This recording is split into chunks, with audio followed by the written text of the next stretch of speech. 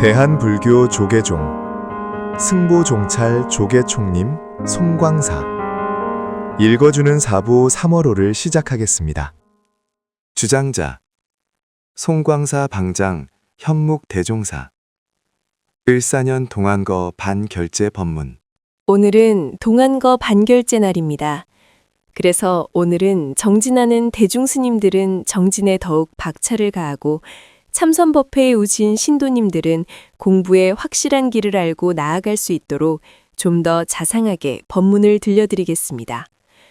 불이람에 법정 스님이 계실 때 스님께서도 결제 때에는 때론 묵언도 하시면서 열심히 정진을 하셨는데 포행 시간에 그 길을 지나다가 반결제 때 들른 적이 있습니다.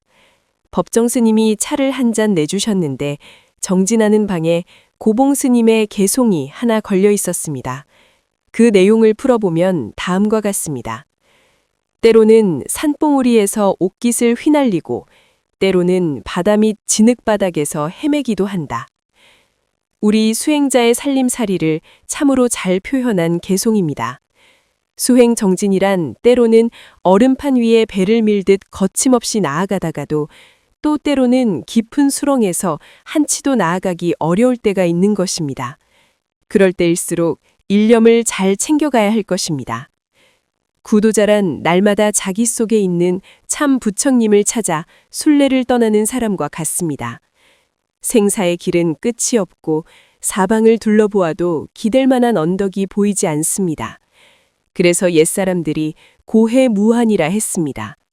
이런 지경에서도 수행자는 오직 화두 일념으로 길을 밝혀가야 할 것입니다. 태고 보우선사께서 이렇게 이르셨습니다. 현계 유일문, 여하 인불귀, 참토 조무, 철쇠 자연계. 온 세계가 그대로 하나의 문이건만 어찌하여 그 문으로 돌아오지 아니하는가.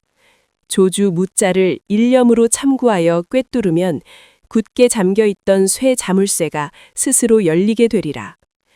우리 간화선 문 중에는 1700공안이 있으되 조주 무자를 참고하든 이못고 화두를 참고하든 어느 화두이든 간에 일념으로 참고하여 타파하면 굳게 잠겨있던 문이 활짝 열린다는 가르침입니다. 조주 무자란 일체 중생에게 다 불성이 있다 하는데 조주선사는 어찌하여 무라 하셨는가?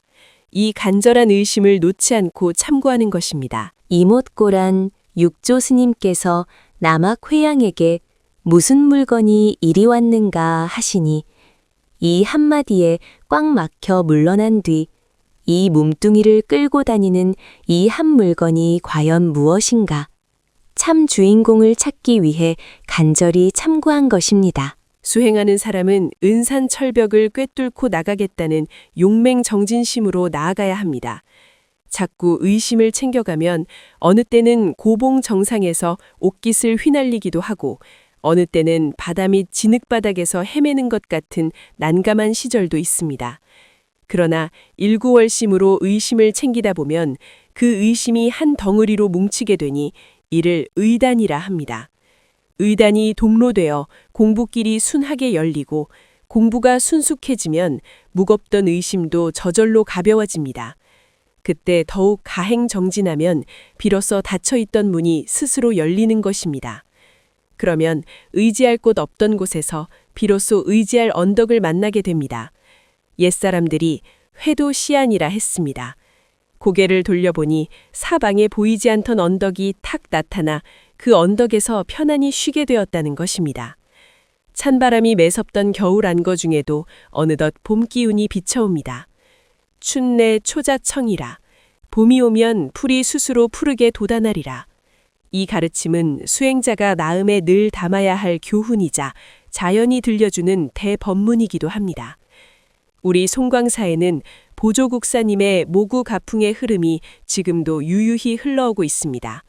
소를 치는 목동의 마음으로 자기 자신을 잘 다스리며 오직 수행자의 길을 충실히 걸어가라는 것이 보조국사님의 가르침이요 모구 가풍의 큰 뜻입니다.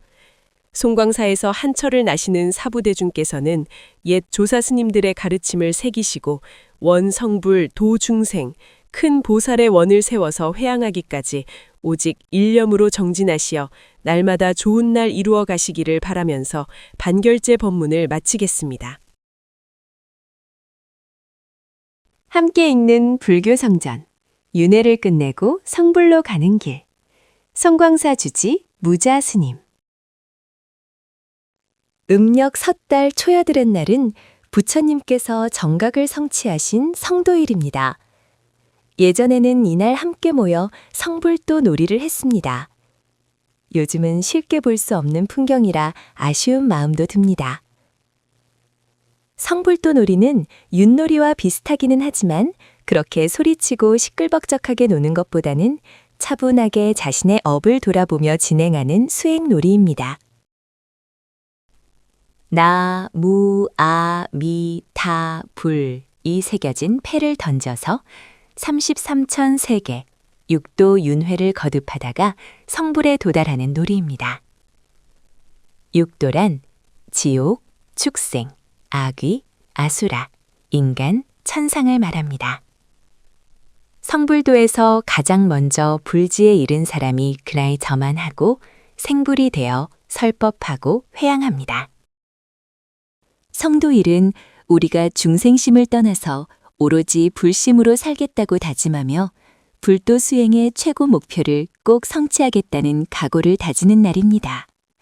흔히 말하는 중생이란 윤회하는 존재들을 가리키는 말입니다. 중생의 반대말이 부처입니다. 일체 윤회 세계를 떠나고 더 이상 헤매지 않는 삶이 바로 해탈입니다. 중생심을 단절하면 곧 불심이고 바로 부처님의 세상입니다. 경전에서는 일체 육도 개실 단절한 존재가 부처라고 말합니다.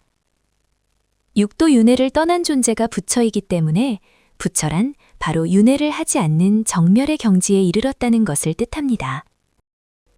윤회는 도공의 물레와 같으니. 불교에서 4개의 성문을 언급할 때 순서는 동남 서북 방향으로 한 바퀴를 돌고 내서 다시 출발한 위치로 되돌아온다고 합니다. 성문이라면 사각형을 떠올리기 쉽지만 사실은 원형적 사고에 기초하고 있습니다. 돌고 도는 윤회라고 말하면 누구나 사각형보다는 먼저 원형을 떠올리는데 특히 인도인들은 돌고 도는 돌림판, 그것도 몹시 빨리 회전하는 물레를 떠올린다고 합니다. 수레바퀴가 아니라 질그릇을 만들 때 쓰는 물레, 즉 농로를 보면서 윤회하는 세상이 바로 이와 같다고 생각했을 겁니다. 톡이 만들 때 쓰는 돌림판을 떠올려 보세요. 얼마나 빨리 돕니까? 그것이 우리의 삶과 같다고 옛 인도인들은 간파했던 거지요. 그렇게 만들어진 도상이 우리가 흔히 보고 말하는 윤회의 수레바퀴입니다. 생로병사 윤회하는 우리들 중생심은 도공의 물레와 같아서 돌고 돌 뿐이라네. 시타르타의 사문유관. 어느 날 시타르타 태자는 동문으로 나가서 노인을 생전 처음 보았다고 합니다. 노인은 아름다운 모습도 아니었고 멋진 모습은 더욱 아니었지요. 태자는 시름에 잠겼습니다. 다시 남문으로 나갔던 태자는 병들어 신음하민 사람을 보았습니다. 태자는 자신의 앞날을 걱정하며 또 시름에 잠겼습니다. 또다시 서문으로 나간 날 태자는 누군가의 장례 행렬을 보았습니다. 죽음, 이보다 더한 고통이 어디 있을까요? 태자는 이고등락, 고통을 벗어나 평안을 얻는 것을 향해 마음을 키웁니다. 그리고 마침내 북문으로 나간 날, 태자는 처음으로 출가 수행자를 만납니다. 불교에서는 성불하는데 가장 빠른 지름길이 바로 출가 수행에 있다고 믿습니다. 그러한 믿음에 따라서 그 옛날 시타르타 태자는 출가를 결행하였습니다. 태자의 나이 29세 때였습니다. 불교 성전 65에서 74면 참조. 다음 호에 계속 이어집니다. 마음이라는 음식에 생각이라는 양념을. 송광사 승가대학 학장 영각 스님. 매일 거르지 않고 해야 할 일 중 먹는 것만큼 중요한 일도 없다. 인간은 생명을 유지하기 위해 반드시 에너지를 섭취해야 하며 우리는 그렇게 평생 음식을 먹으며 살아간다. 어차피 먹어야 산다면 이왕이면 맛있게 먹는 것이 좋겠지만 사실 맛있다라는 기준은 참으로 모호하다. 공양 때마다 따로 소금을 챙겨가는 스님이 한 분 계신다. 너무 짜게 드시는 것 아니냐며 걱정 섞인 잔소리를 해보지만 본인은 소금을 더 넣어야 맛이 난단다. 공양간 음식이 결코 싱거운 편이 아닌데도 스님의 입맛이 그러니 어쩔 도리가 없다. 건강을 위해 소금을 줄여보시라 권해도 이왕 먹는 것 맛있게 먹어야 한다며 고집하신다. 아마 다른 이들이 그 음식을 맛본다면 너무 짜다며 손사래를 칠 것이 분명하다. 이처럼 사람마다 맛을 느끼는 적점은 저마다 다르다. 각자가 길들여온 식습관의 결과가 곧 입맛의 기준이 되기 때문이다. 아무리 건강한 기준이 따로 있다고 해도 오랜 시간 형성된 본인만의 맛난 맛을 당장 바꾸기는 어렵다. 나 또한 출가 후 첫 공양 때 몹시 당황했던 기억이 있다. 모든 음식을 한 그릇에 담아 먹어야 했는데 첫 숟가락을 뜨는 순간 비위가 상해 참기 힘들었다. 생전 처음 느껴보는 비릿함에 헛구역질이 날 정도였다. 모든 재료가 섞여 있어서 도대체 무엇 때문에 역한 것인지 알 길도 없었다. 음식을 남길 수 없는 가풍에 억지로 그릇을 비웠지만 다음 공양 시간이 두려워질 정도였다. 훗날 알고 보니 그 원인은 고수, 코리안더 미나리과 식물이라는 향채였다. 절에 오기 전에는 한 번도 접해보지 못했기에 거부감이 컸던 것이다. 하지만 지금은 고수를 참 잘 먹는다. 입맛은 고정된 것이 아니라 식문화에 따라 변하기 마련이며 이 또한 무상의 한 단면이다. 우리의 마음도 이와 같다. 사고하는 습관에 따라 마음의 모양도 변한다. 결국 생각이 마음을 결정하고 얽어매는 사슬이 되는 셈이다. 본인의 생각이 옳다고 굳게 믿지만 그 또한 본인의 마음이 만들어낸 판단일 뿐이다. 부처님께서 무념을 강조하신 이유가 여기에 있다. 우리가 느끼는 맛은 음식 재료 본연의 맛이 아니다. 어떤 양념이 얼마나 들어갔는지에 따라 맛은 천차만별로 달라지며 우리는 그저 그 양념들이 버무려진 종합적인 맛을 그 음식의 진짜 맛이라 착각한다. 우리의 생각 역시 그동안 쌓아온 경험, 지식, 환경이라는 양념에 의해 만들어진 결과물이다. 음식 재료 본연의 맛을 알려면 양념을 걷어내야 하듯 마음 본연의 자리를 깨달으려면 잡다한 분별심의 요소들을 빼내야 한다. 이렇게 모든 요소를 덜어내어 아무것도 남지 않은 상태를 불교에서는 무념이라 한다. 청정하다는 의미 또한 번뇌의 요소가 제거된 상태를 말한다. 무념 청정한 부처님의 진리에 닿고자 한다면 내 마음을 먼저 무념 청정한 상태로 닦아야 한다. 이것이 바로 우리가 해야 할 수행이다. 수행은 멀리 있는 것이 아니다. 오늘도 내 마음속 번뇌를 직시하고 그 굴레에 매이지 않는 삶을 실천하는 것. 그것이 바로 참된 공양의 길이다. 내가 고통을 싫어하고 행복을 원하듯 모든 존재가 그러하다. 정운 스님. 살아있는 모든 존재는 행복을 원한다. 내 생명이 소중하듯이 남을 해롭게 하지 말라. 내가 행복을 원하고 고통을 바라지 않는 것처럼 다른 사람도 행복을 바라고 고통을 원하지 않는다. 법구경. 요즘 세계 뉴스 가운데 이런 내용이 있었다. 물고기도 잔혹한 죽음을 완화하는 인도적 국제 기준이 나올 예정이라는 보도이다. 어류도 걱정하고 스트레스 받으며 고통에 괴로워한다는 연구 결과가 나왔기 때문이다. 이 점에 적극적으로 공감한다. 물고기보다 더 느끼지 않을 것 같은 초목도 고통을 느끼는 법이다. 근자에 우리나라에서도 동물을 함부로 살상하는 이들에게 법적 제재를 부과하고 있다. 열반경에서는 초목, 국토인 무정물도 다 성불한다 라고 하였다. 고대 인도에 한 성자가 있었다. 성자가 깊은 산매에 들어 수행하고 있는데 갑자기 비둘기 한 마리가 성자의 품에 안겼다. 비둘기는 생명의 위협을 받고 있는지 바들바들 떨었다.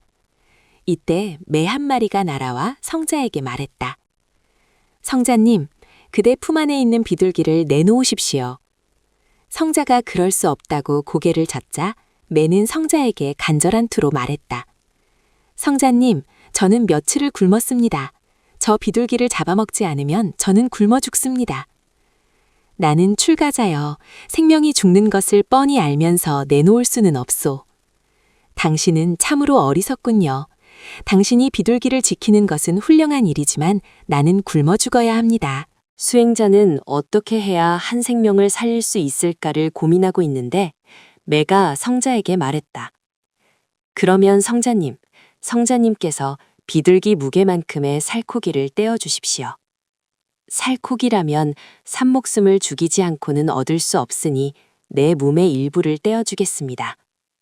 성자는 저울 한쪽에 비둘기를 올려놓고 한쪽 저울에 자신의 허벅지 살 일부를 잘라 올렸다. 그 정도면 충분히 비둘기 몸무게와 갚을 거라고 생각했으나 비둘기가 더 무거웠다. 성자는 다시 다른 쪽 허벅지 살을 잘라 올렸는데 이번에도 허벅지 살이 비둘기 무게보다 가벼웠다. 할 수 없이 성자는 자신이 직접 저울 위에 올라갔다. 그제야 자신의 몸무게와 비둘기 무게가 똑같아졌다. 성자에게 감동을 받은 매는 인사를 하고 그 자리를 떠났다. 위의 글에는 생명의 차원에서 볼 때 인간이나 비둘기가 똑같이 소중한 존재라는 뜻이 담겨 있다.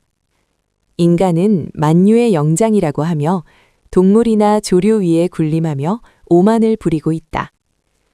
자연계의 모든 존재는 그들 나름대로 잘 살아간다. 나보다 하열한 존재라고 학대하고 함부로 살상해서는 안 된다. 이야기를 확대해서 보자면 인간에 대한 차별이나 죽음의 문제도 심각한 지경에 놓여 있다. 어느 나라는 내전으로 인해서 하루도 맘 편히 살지 못하고 조국을 떠나 세계 각국을 떠도는 난민이 되어 살고 있다. 총알이 쏟아지는 곳에서 무슨 생명의 존엄이 있겠는가? 또 종교전쟁이 일어나 여기저기서 자살폭탄 사고가 발생하고 적게는 수백여 명이 한꺼번에 죽어간다. 인간이란 존재가 하찮은 미물로 하락한 느낌이 든다. 인간의 생명이 이리도 가벼웠던가? 타인이 있기 때문에 내가 존재하며 내가 있기 때문에 타인도 존재하는 법이다. 또한 수많은 동물과 조류, 식물까지 모든 존재가 어울려 공존하는 세상이다.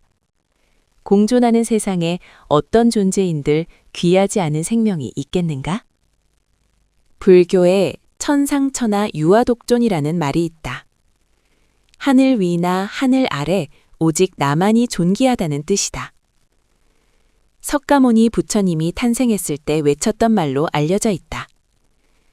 여기서 유아란 절대적인 자아, 이 세상 그 무엇과도 바꿀 수 없는 귀중한 존재여 생명이라는 뜻이다.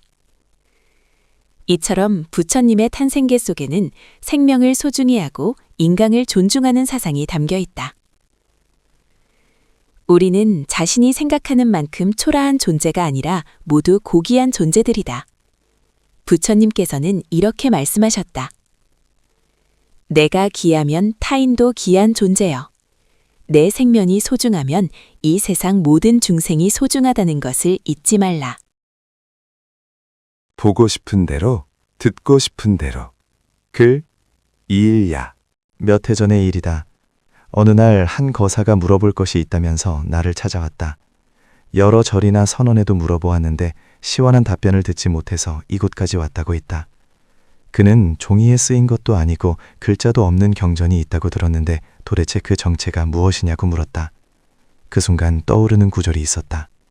내게 한 권의 경전이 있으니 종이와 먹으로 이루어진 것이 아니다. 펼쳐도 한 글자 없지만 항상 큰 광명을 비춘다. 경이란 부처님 말씀을 뜻하며 해인사의 8만 대장경이 바로 그것이다. 이처럼 방대한 양의 경전은 마음이라는 한 단어로 압축할 수 있다. 왜냐하면 경전은 부처님이 깨친 마음을 풀어놓은 것이기 때문이다. 선불교에서 진짜 경전은 종이에 쓰인 언어, 문자가 아니라 마음에 있다고 강조할 때 위 구절이 자주 인용된다. 한마디로 화엄경, 법화경, 열방경 등 모든 경전의 원본은 마음에 있다는 뜻이다. 그 거사는 만족한다는 표정을 짓고 한동안 이곳에서 불교를 공부했다. 그때 문득 떠오르는 이름이 있어 일경이란 호를 주기도 했다. 어떤 인연이 작동했는지 몰라도 한 권의 경전이 이곳에 왔으니 말이다. 이 얘기는 오늘의 모구 가푼 문장과 관계가 있다. 해심이 어느 승려에게 전한 말이다. 티끌 속에 큰 경전이 있는데 어찌하여 보지 못하는가. 무의자 시집 담령상인 구육잠에 나오는 구절이다. 무의자는 해심의 호이고 담령이란 승려가 6가지 가르침을 구했다는 뜻이다. 해심은 눈과 귀, 코, 입 등의 6 감각기관을 주제로 전하는데 위 구절은 눈으로 경계해야 할 것을 말한 내용이다. 해심은 눈에 보이는 모든 대상이 부처님 말씀이므로 그것을 제대로 보라고 강조한다. 앞서 소개한 마음속 경전과 의미가 통하는 대목이다. 대장경뿐만 아니라 우리의 본래 마음과 온 우주가 곧 참 불경이라는 것이 선불교의 입장이다. 이 구절을 읽으면서 문득 소동파의 이야기가 떠올랐다. 상총선사라는 고승이 그에게 유정설법이 아니라 무정설법을 들을 줄 알아야 한다고 말한 적이 있다. 언어로 전해진 것이 아니라 무정한 자연 자체가 부처님 말씀이니 그것을 들어야 한다는 뜻이다. 그 의미를 알지 못한 소동파는 말을 타고 어느 계곡을 지나가다 물이 떨어지는 소리를 듣고 마음의 문이 열리게 된다. 그때의 심정을 시로 읊었다. 시냇물 소리가 곧 부처님의 장광설이요. 산빛이 어찌 청정법신이 아니겠는가. 무정설법의 뜻을 알아채는 순간이다. 부처님 말씀은 종이에 쓰인 경전이나 선사들의 법문에만 있는 줄 알았는데 시냇물 소리와 푸른 산빛 등 온 우주에 있다는 것을 비로소 깨친 것이다. 법회를 회항할 때 독송하는 사홍서원 가운데 한량없는 법문을 다 배우겠다라는 대목이 있다. 여기에서 법문은 단순히 부처님의 진리, 법을 담은 글, 문만이 아니라 진리에 들어가는 모든 문을 가리킨다. 물소리나 산빛뿐만 아니라 새가 날고 눈이 내리는 모든 소식이 법문이므로 한량없이 많다고 한 것이다. 해심이 담령에게 전한 뜻도 바로 여기에 있다. 눈에 보이는 모든 것이 참 경전이니 그것을 보라는 것이다. 그런데 왜 우리는 그러지 못하는 것일까? 한마디로 색, 그러니까 편견과 선입견에 물들었기 때문이다. 언어 문자로 된 것만 경전이라는 집착 때문에 제대로 보지 못하는 것이다. 무정설법을 이해하지 못한 소동파처럼 말이다. 이때 필요한 것이 무엇일까? 바로 반야심경에서 전하는 색즉시공, 즉 색깔을 텅 비우는 일이다. 그래야 보고 싶은 대로만 보려는 우리의 눈을 교정할 수 있다. 세상에서 일어나는 대립이나 갈등은 대부분 여기에서 기인한다. BTN에서 매일 방송되는 108대 참회문에 나오는 내용을 마음으로 새기면서 절을 하면 우리 안의 편견을 제거하는 데 도움이 될 것이다. 내 눈으로 본 것만 옳다고 생각한 어리석음을 참회하며 절하옵니다. 현란한 소리를 좇지 말라. 전주는 소리의 고장이다. 대사슴놀이 전국대회를 비롯하여 전주 세계소리축제도 해마다 열리고 있다. 명창의 판소리 공연과 가야금 산조, 병창 등의 무대가 자주 열리고 있어 관광객도 많이 온다. 그래서인지 춘향가나 심청가 한 대목 정도는 부를 줄 알아야 이 지역에서는 제대로 대접을 받는다. 판소리를 감상하는 수준도 꽤 높아서 귀명창이라는 말도 자주 듣는다. 소리를 잘하진 못하지만 듣는 귀만큼은 명창의 경지에 이르렀다는 뜻이다. 그럼에도 취향에 따라 좋아하는 소리가 모두 달라서 어느 것이 좋은지 의견이 분분할 때가 많다. 몇 해 전 어느 학인이 텔레비전에서 좋은 판소리를 들었다고 말하기에 일부러 찾아본 적이 있다. 그런데 아무리 들어도 내 귀에는 그리 잘하는 것 같지 않았다. 내 귀가 이상한 것은 아닌가 싶어서 다른 몇 사람과도 얘기해 보았다. 결론은 듣는 사람에 따라 평가가 모두 달랐다는 것이다. 우리의 눈이 보고 싶은 대로 보려는 것처럼 귀 역시 듣고 싶은 대로 들으려는 경향이 있는 것 같다. 해심의 다음 문장이 예사롭지 않게 다가오는 이유이다. 5가지 소리를 쫓아가지 말라. 그 소리가 너를 귀먹게 할 것이다. 여기에서 오음이란 전통음악의 음계인 궁, 상, 각, 치, 우를 말한다. 그러니까 5음으로 이루어진 현란한 음악 소리를 쫓아가면 귀가 먹을 수 있으니 경계해야 한다는 뜻이다. 당시만 해도 음악은 수행을 방해하는 것이라 여겨 계율로 금하고 있었다. 해심은 소리에 집착하지 말고 마음의 귀를 활짝 열어놓아야 한다고 담령에게 강조한 것이 아닐까 싶다. 이처럼 우리의 귀 또한 듣고 싶은 것만 골라 듣는 신비한 능력이 있다. 예를 들어 많은 사람들이 오가는 시끄러운 광장이라 해도 자신이 관심 있는 주식 이야기가 저 멀리서 들려오면 귀가 알아서 코스피가 5천을 돌파했다는 소리를 듣게 된다. 만약 축구에 관심이 있다면 올해 6월에 열리는 북중미 월드컵 이야기를 아주 자세하게 받아들일 것이다. 바로 옆에서 하는 소리는 들리지 않아도 먼 곳에서 나누는 이야기를 들을 만큼 선택과 집중을 잘하는 셈이다. 좋게 해석해서 그렇다는 것이다.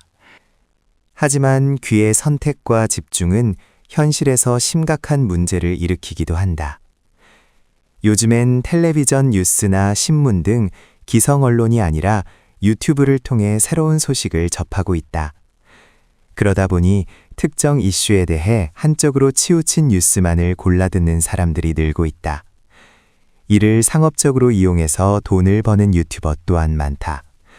어찌 보면 소비자는 듣고 싶은 소리를 듣기 위해 기꺼이 지갑을 여는 것이 아닌지 모를 일이다. 특히 문제가 되는 것은 우연히 특정 성향의 채널에 방문하게 되면 그때부터 알고리즘이 작동해서 유튜브에 접속할 때마다 그와 유사한 채널로 안내한다는 사실이다. 그런 상황이 반복되면 우리의 생각은 한쪽으로 치우치고 결국 다른 의견을 받아들이지 못하게 된다. 자기도 모르게 편견과 선입견이라는 색깔에 물드는 것이다. 이것이 지나치면 때로 혐오와 폭력이 동반되기도 한다. 해심이 지적한 소리에 귀먹어서 나타난 현상이다. 그렇다면 어떻게 해야 할까? 이 역시 색깔을 지우는 길밖에 없다. 듣고 싶은 것만 듣는 자신을 돌이켜보고 내 안의 편견을 텅 비우는 일이다. 앞서 말한 색즉시공이 귀의 영역에서도 필요하다. 하지만 이렇게 비우는 일이 쉬운 일이던가? 오랫동안 무의식에 쌓여 있어서 아무리 다짐한다 해도 고치기가 쉽지 않다. 그래서 끊임없는 정진이 필요한 것이다. 내 귀로 들은 것만 옳다고 생각한 어리석음을 참회하며 절하옵니다. 이 참회문을 통해 마음의 소리를 찬찬히 들어보자. 혹여 한쪽 귀는 닫은 채 듣고 싶은 소리만 골라서 들은 것이 아닌지 말이다. 절하면서 흘리는 땀방울이 편견이라는 색깔을 저 멀리 떨쳐낼 것이다. 응진전, 제석천 도상의 기원. 글, 유군자. 송광사 응징전의 문을 열면 정교하게 설계된 불교적 우주와 마주하게 된다. 석가모니 부처님을 중심으로 좌우를 지키는 나한상과 사자상, 장군상은 엄격한 대칭을 이루며 영치산의 법회 현장을 장엄하게 수호하고 있다. 그런데 이 엄격한 대칭 속에서 유독 한 쌍의 존재만이 오랫동안 제 이름을 잃은 채 다른 이름으로 불려왔다. 바로 왕의 복장을 하고 바위에 결터앉은 채 우리를 응시하는 두 신장상의 이야기이다. 그동안 학계와 세간에서는 이들을 당연하게 제석천과 범천의 쌍으로 해석해왔다. 현재 송광사 응진전 제석천상의 머리에 쓴 보관의 형태나 몸에 걸친 천의의 색깔이 서로 다르게 표현된 것은 두 상을 다르게 인식했기 때문이다.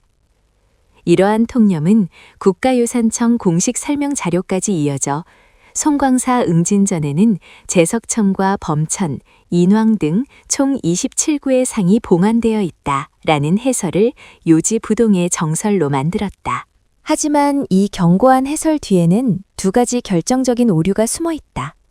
좌우 제석천 한 쌍을 제석천과 범천으로 인식하고 문 입구를 지키는 장군상을 인왕상으로 오인한 점이다. 이들의 정체는 불상 안에서 잠자던 기록, 즉 조성 발원문이 세상 밖으로 나오면서 명확히 밝혀졌다. 기록은 이들을 좌우 제석천이라 뚜렷하게 명시하고 있다. 완주 송광사 나한전의 사례가 보여주듯 조선시대에는 16나한과 함께 두 분의 제석천을 나란히 모시는 것이 정형화된 양식이었다.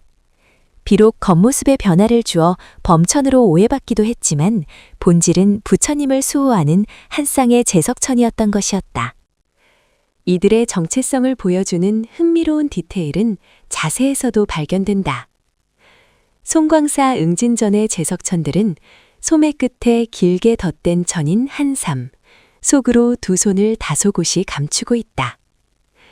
이는 우서른이나 왕 앞에서 손을 보이지 않는 것을 도리로 여겼던 우리 전통 예법의 시각적 투영이다.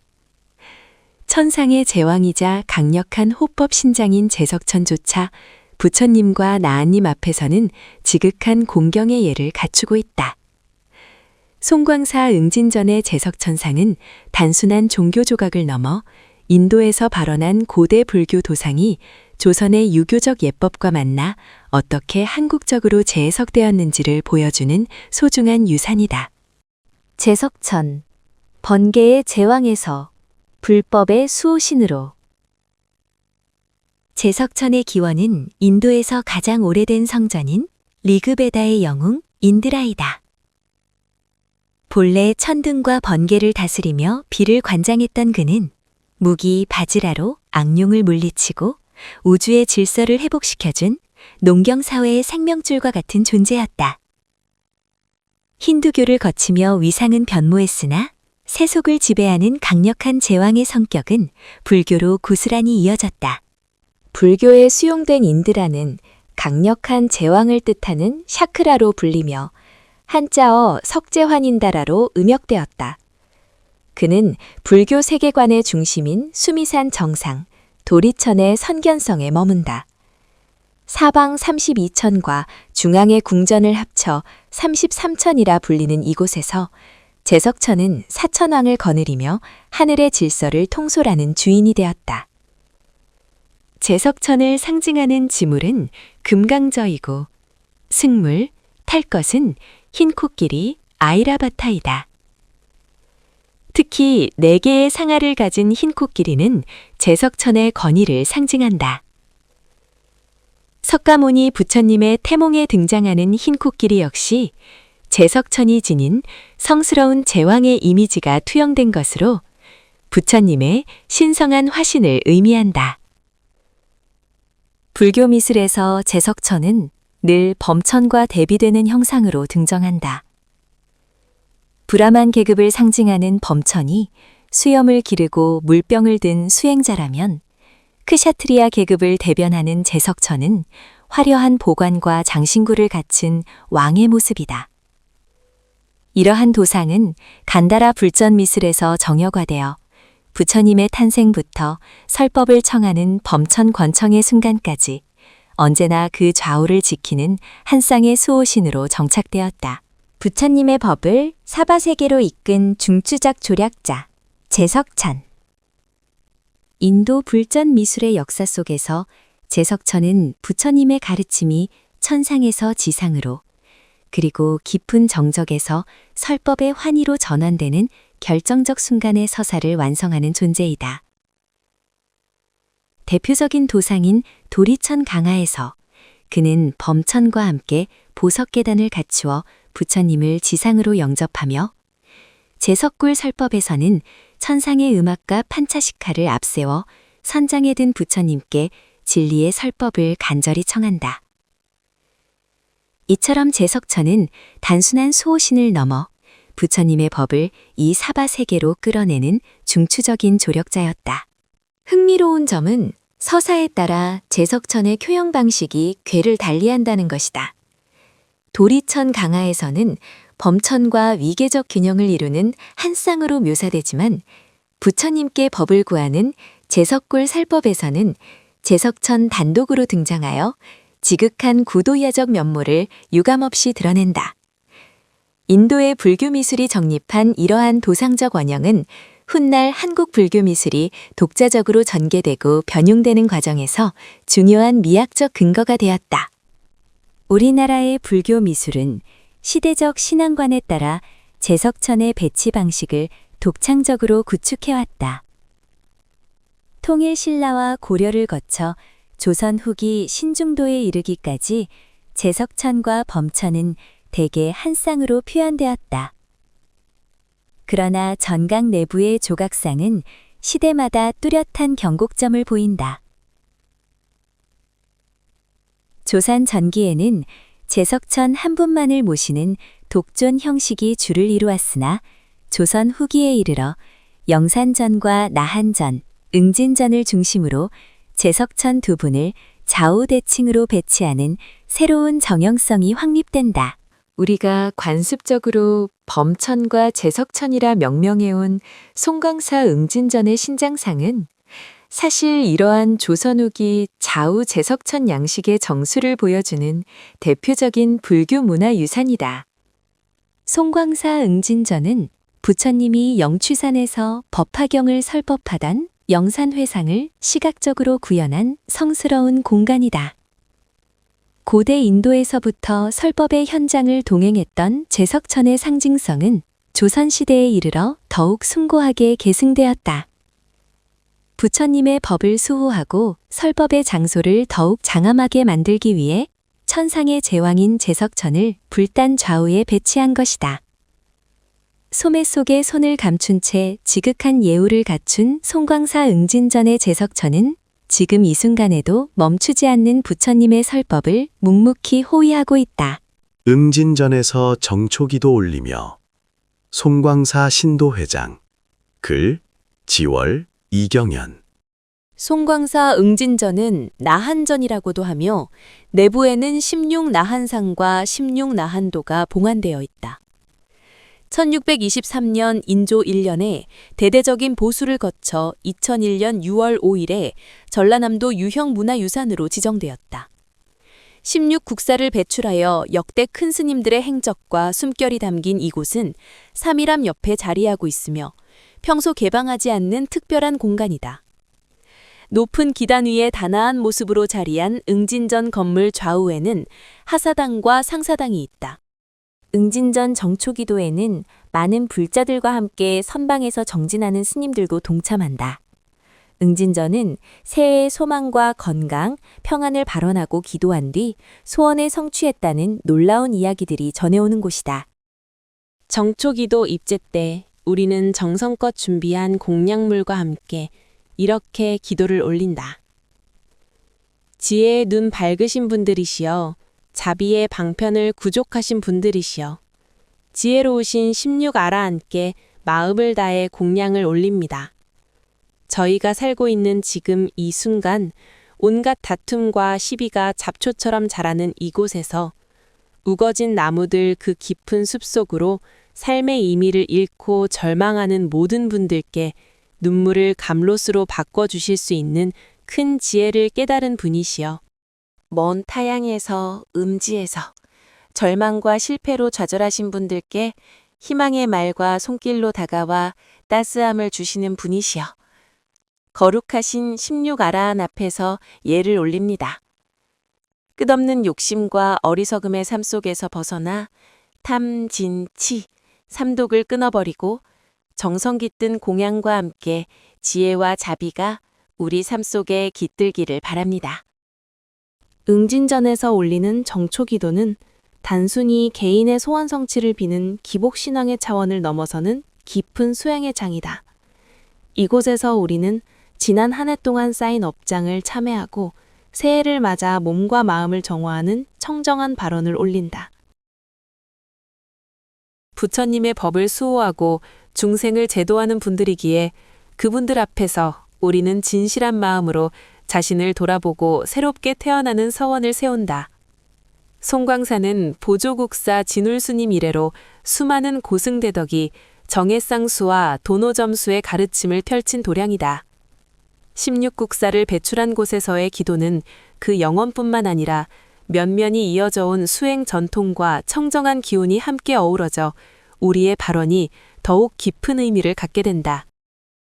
정초기도의 또 다른 의미는 함께하는 데에 있다. 전국 각지에서 모여든 불자들이 한 마음 한 뜻으로 기도를 올릴 때 그 청정한 연력은 개인의 작은 소망을 넘어 우리 사회 전체의 평안과 안녕을 기원하는 큰 원력으로 승화된다.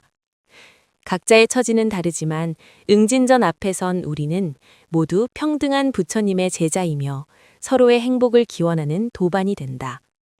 선방에서 정진하는 스님들도 함께 동참하는 이 기도는 더욱 특별하다. 일상의 번뇌와 망상을 내려놓고 오직 진리를 향해 정진하는 스님들의 청정한 수행력이 우리의 기도에 더해질 때 그 기도는 단순한 소원이 아닌 깨달음을 향한 서원이 된다. 2026년 한 해 동안 응진전에서 올린 기도를 늘 마음에 새기고 살아가기를 바란다. 아침에 일어날 때, 일터로 향할 때, 힘든 일을 마주할 때, 기쁜 일을 맞이할 때, 언제나 응진전에서 그 엄숙하고 청정했던 순간을 떠올리길 바란다. 그리고 그 기도의 힘으로 탐욕을 멀리하고 분노를 가라앉히며 어리석음에서 벗어나 지혜롭고 자비로운 삶을 살아가기를 기원한다.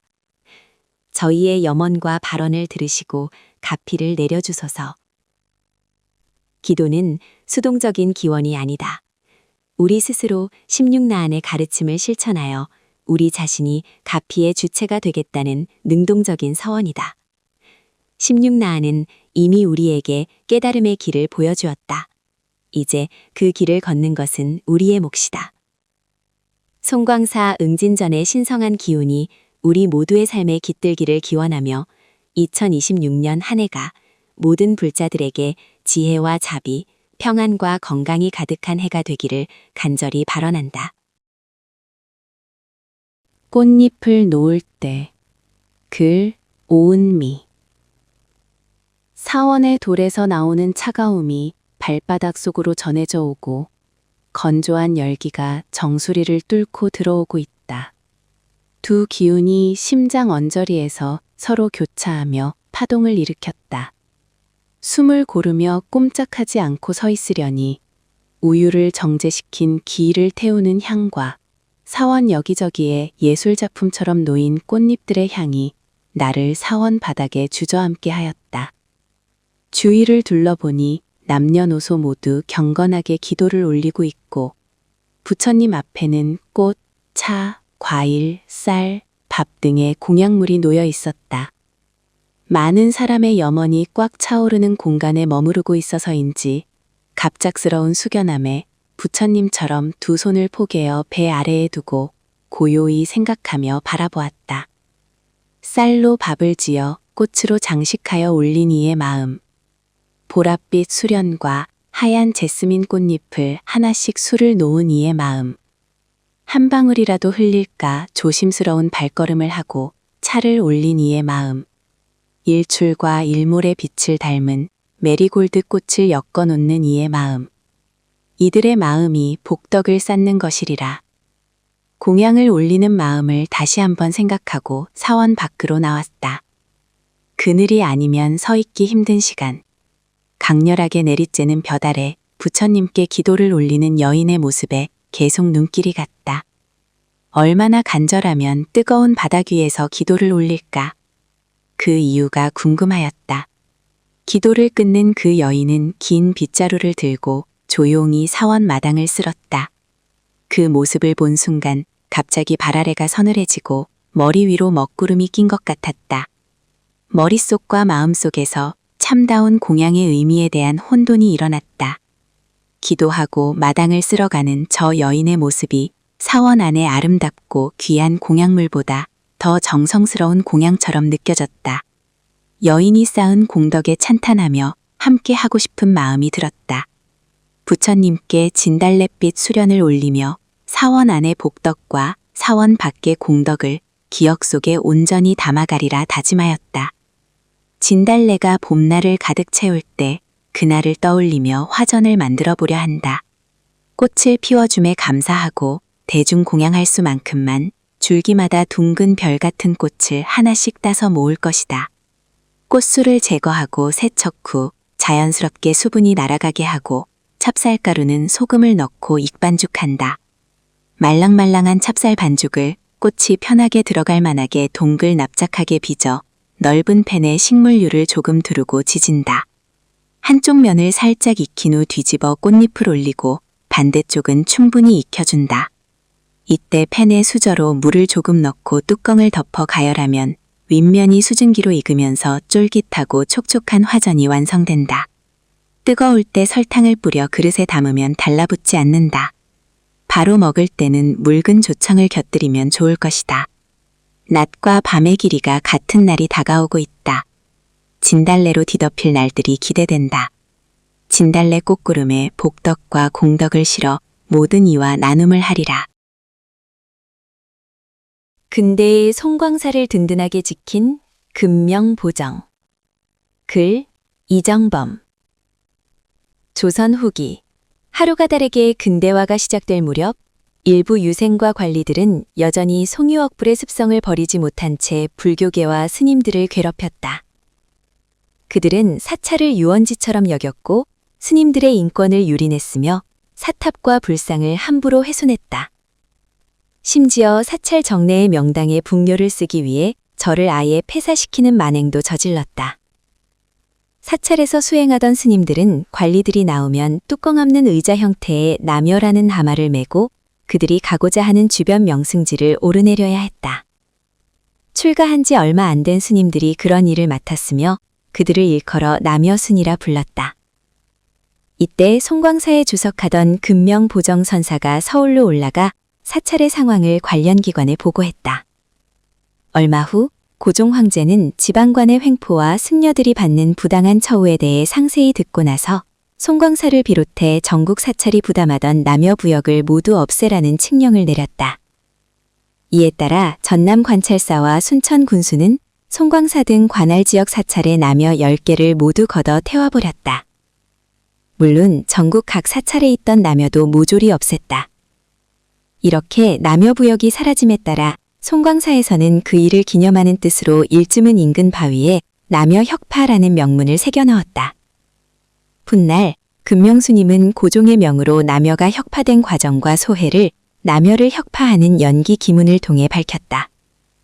그 글에서 임금의 명에 따라 천년의 고질병이 하루아침에 단번에 나으니 이 어찌 환단 하나의 명확한 효험이 아니겠는가라며 만시지탄의 가멸을 밝히고 있다.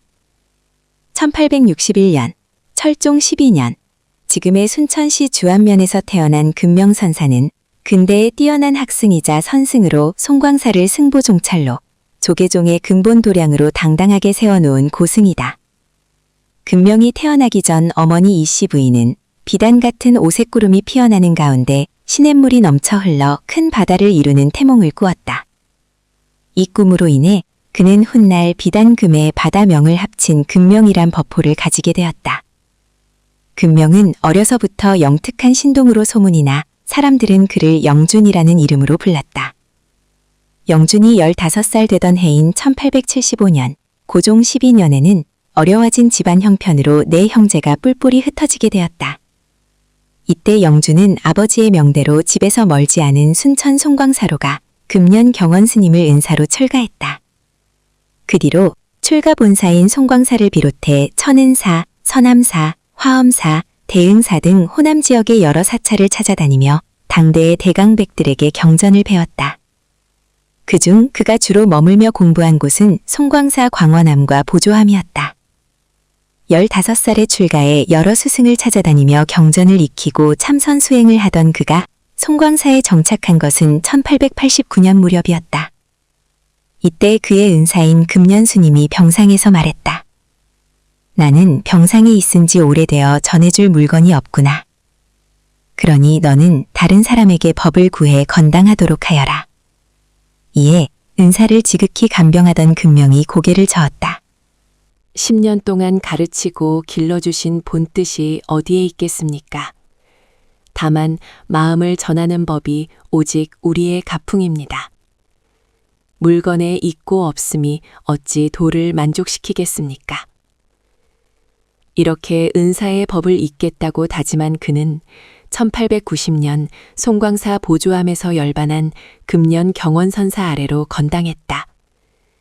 이로써 부휴선사로부터 14세의 법맥을 이어 그때부터 본격적으로 강의를 시작했다. 송광사 청진함, 광원함, 보조함, 화엄사 봉천함 등에서 강석을 열었던 금령의 강의를 듣기 위해 뛰어난 수재들이 곳곳에서 모여들었다. 광원함에서 화엄경을 강의할 때는 60여 명이나 강의를 듣게 되어 강당이 비좁았다고 한다. 경인선이 개통되었던 1899년, 금령은 고종의 칙령에 따라 해인사로가 대장경 인경불사의 교정과 편집소임을 맡았다. 이 인경불사는 당초 안변 서광사에 주석하던 용학 해견 선사가 발원하여 고종의 후원으로 진행된 것으로 모두 사지를 인경해 송광사 등 3보사찰에 일질씩 모시고 일질은 전국 각 사찰에 일부씩 나눠 모시게 되었다.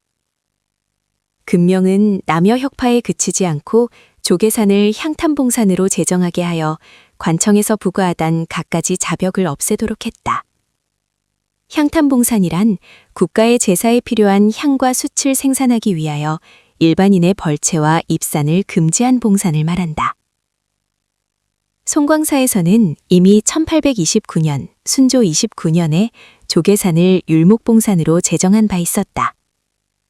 종묘나 왕릉 또는 공신들의 밤나무 위패를 만들기 위해 제정된 율목봉산이었으나 70여 년이 지나 그 효력이 별로 닿지 않자 새로 향탐봉산으로 제정토록 한 것이다. 이처럼 금명은 후학들을 양성하면서 송광사를 외호하는 데 힘을 기울였으며 많은 저술과 다도, 시에도 일가견을 이룬 것으로 유형하다. 그가 남긴 저술은 불조찬영 1관, 시고 3관, 문고 2관, 정토찬 배경 1관이며 조계 고승전 1관, 저역 총보 1관 등 수많은 책을 편찬했다. 그 양은 선문염송을 편찬한 송광사 제2세 진각국사 해심 다음으로 방대한 분량이다. 금명 보정선사는 금명이란 법호 외에 스스로 지은 다송자라는 호를 즐겨 썼는데 그가 남긴 시집인 다송시고 3관에는 모두 1100여 편의 시가 실려 있다. 이는 우리나라 역대 고승들 중 가장 방대한 분량의 시집으로 알려진다. 한편 금명이 편찬한 책들 중 대표적으로 손꼽히는 조계 고승전은 60세 되던 1920년부터 편찬을 시작해 10년 뒤인 1930년에 완성된 역작이다. 금명은 이 책에 보조국사 진우를 비롯해 조계 산문을 중심으로 한 조계정 고승 386명의 행장과 이름을 수록했다. 이 중 전기가 있는 스님은 97명, 이름만 수록된 스님은 289명이다. 이 책은 보조국사와 그의 모국아풍을 잇는 부휴계 고승들의 업적을 조명했을 뿐 아니라 오늘날 대한불교 조계종이라는 명칭이 쓰이게 된 바탕이 되었다는 점에서 그 의위와 위상이 높이 평가된다. 이처럼 송광사 인근에서 태어나 평생 송광사를 외호하며 무수한 후학들을 양성했고 수많은 저술과 시를 남긴 금명 보정선사는 1930년 2월 송광사 보제당에서 입적했다.